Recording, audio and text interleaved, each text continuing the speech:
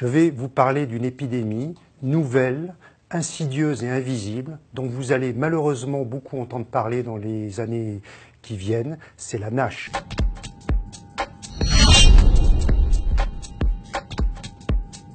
NASH, c'est l'acronyme du terme anglo-saxon non-alcoolique stéatohépatitis. C'est la maladie du foie gras.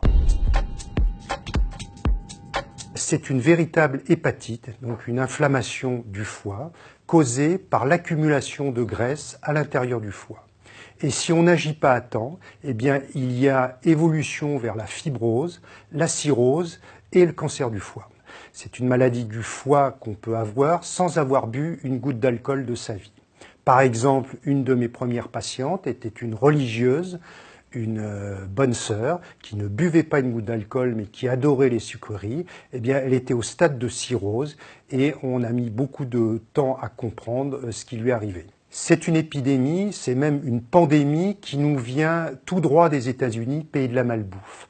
Là-bas, 6 millions d'Américains ont déjà la NASH et 600 000 d'entre eux sont au stade de cirrhose. C'est la première cause de transplantation aux États-Unis. En France, un tiers de la population a un foie trop gras. Il faut bien comprendre que tous n'arriveront pas au stade de NASH, mais 1 à 2 millions des Français auront un foie trop gras et une NASH. C'est énorme et ça va devenir un vrai problème de santé publique. Attention, ça n'est pas parce que vous avez un foie trop gras, ce qu'on appelle une stéatose, que vous aurez forcément une NASH. La NASH, c'est la forme agressive du foie gras, qui évolue avec de la fibrose vers la cirrhose et le cancer du foie. Le gros problème avec la NASH, c'est que c'est une maladie invisible, silencieuse, insidieuse.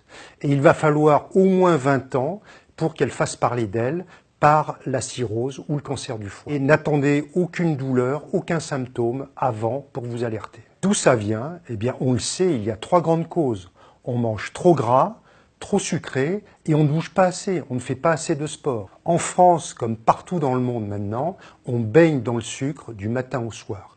Petit déjeuner, des céréales qui peuvent avoir de grandes quantités de sucre, de la pâte à tartiner chocolatée très grasse et très sucrée, on met du sucre dans son café, on grignote dans la journée, le midi c'est un fast-food, le sucre il est partout, même là où vous ne l'attendez pas. Vous pouvez acheter de la dinde qui est gonflée avec du sucre. Le gros problème avec la NASH, c'est que c'est difficile à détecter et aujourd'hui, il n'y a pas encore de test standard qui soit fiable à 100%.